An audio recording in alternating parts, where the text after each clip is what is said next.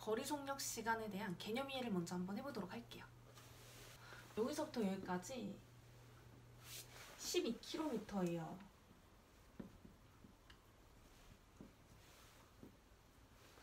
여기서부터 여기까지 12km인데 12km를 가는데 3시간이 걸렸다고 할게요.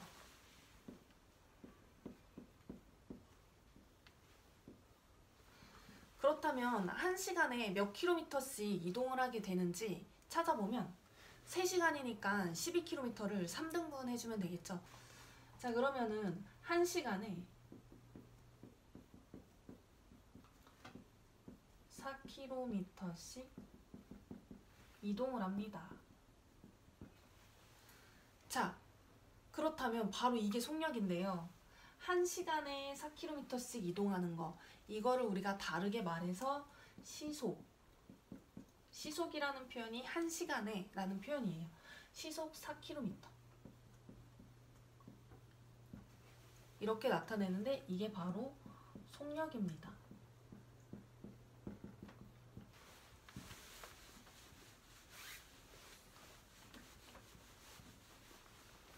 20km를 이동하는데 5시간이 걸렸어요.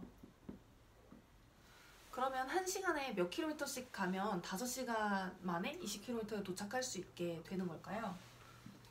20km를 5로 나눠주면은 1시간에 4km씩 이동. 바로 이게 시속 4km. 이게 속력이에요. 시속 4km란 표현 자체가 그러면은 1시간에 4km씩 갔다. 이걸 나타내는 거예요. 이게 속력이거든요. 어렵지 않죠? 그렇다면은 몇 킬로미터 갔는지 모르는데요. 5시간 걸렸어요. 5시간 걸렸고요. 1시간에 2km씩 갔어요.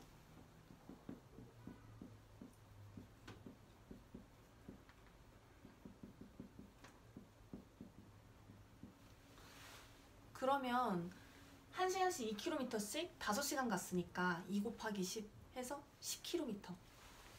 거리가 10km가 되는 거죠. 속력이 사실 이렇게 쉬운 문제예요. 1시간에 얼만큼 이동했는지를 나타내주는 게 속력입니다. 자, 그러면 여기서부터 여기까지 가는데요. 15km고요.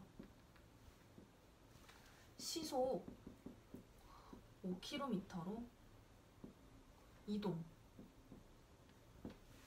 할게요.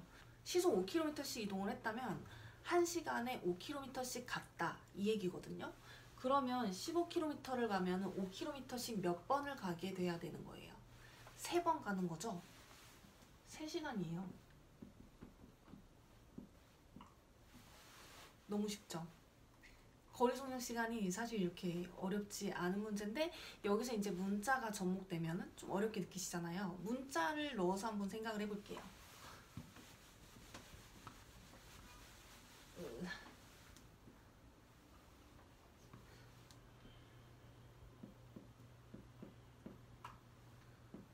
X킬로미터를 이동하는데 A시간이 걸렸다고 할게요. 그러면 시속 몇 킬로미터로 간 거예요? 라고 물어봤을 때 속력은 거리를 A시간으로 나눈 거예요. 근데 문자로 보면 갑자기 우리가 멘붕이 와요. 뭘로 나눠야 되지? 이런 생각이 들어버린단 말이에요. 그래서 우리가 공식을 외워놓는 거예요. 어떻게 외우냐면은 아까 다시 10km를 5시간이 걸렸다면 속력은 10km를 5시간으로 나눠서 2km per 시 이렇게 나타내요. 킬로미터를 시간으로 나눴다 해서 킬로미터 per 이게 나누기예요. per 시 이렇게 나타내요. 자, 그럼 속력은 거리, 내가 이동한 거리를 이동한 시간으로 나눠준 게 속력이었어요. 그래서 속력, 거리 나누기 시간. 자, 그럼 10km를 시속 2km로 이동해요. 그렇다면 몇 시간이 걸린 거예요? 5시간이 걸려요. 어떻게 구했냐면은 10km를 2로 나눠준 거예요. 시간은 거리를 속력으로 나눠주게 되죠. 자, 그렇다면 거리가 안 나와 있어요. 시간이 6시간 걸렸는데 시속 3km로 이동했어요. 그럼 몇 킬로미터 간 거예요? 1시간에 3km씩 6시간 갔으니까 6, 3, 18. 18km 이동한 거죠. 그래서 거리는 어떻게 구하냐면은 시간 곱하기 속력. 이렇게 구해줘요. 거리는 시간 곱하기 속력. 근데 또 이렇게 외우라고 하면 또 어려워요. 그래서 우리가 어떻게 외우냐면은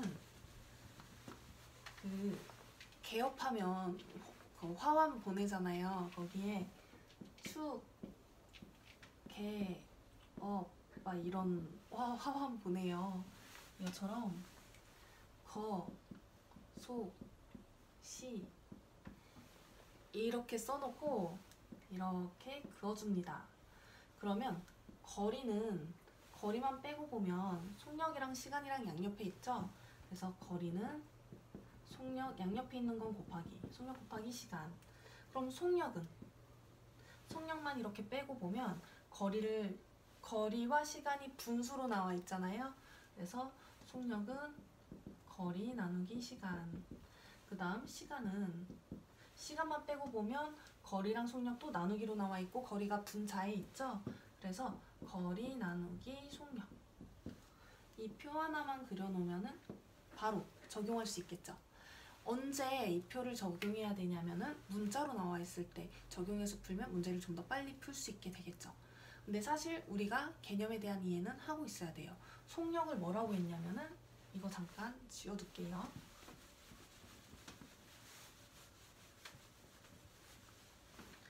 속력을 뭐라고 했냐면은 1시간 동안 이동한 거리, 이걸 속력이라고 했고요. 속력은 어떻게 표현하냐면 시속 몇 킬로미터 또는 몇 킬로미터 퍼 시.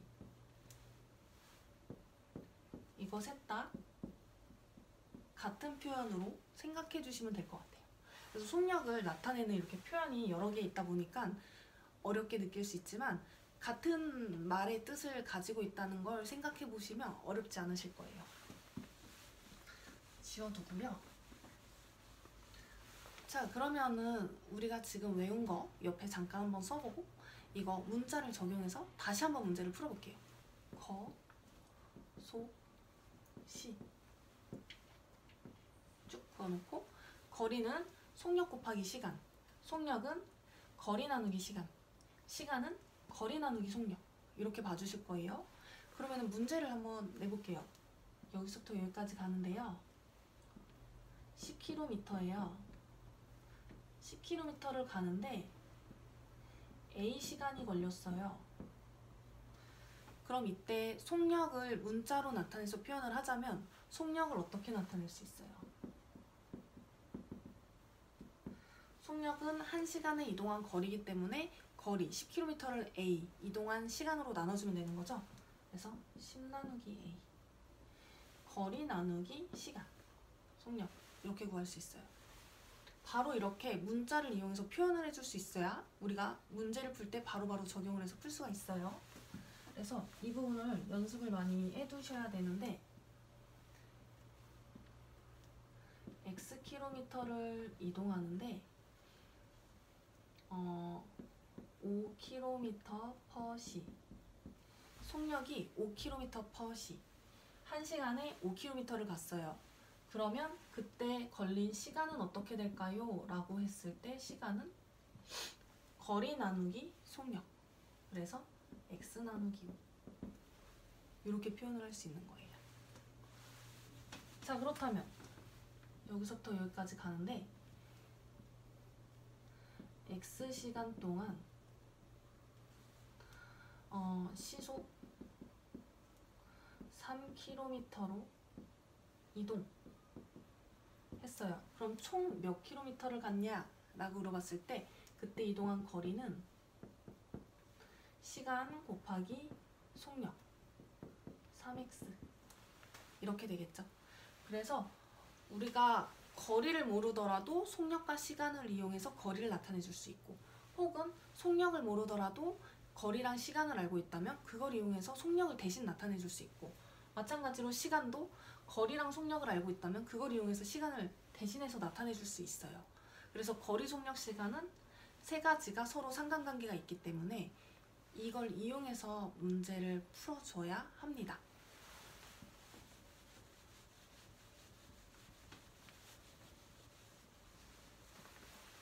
조금 이해를 하셨을까요? 속력이라는 거는 1시간 동안 이동한 거리다. 그러니까 거리를 시간으로 쪼개서 1시간에 얼만큼 갔는지 그걸 나타낸 단위가 바로 속력이다. 이렇게 생각해 주시면 될 것 같아요.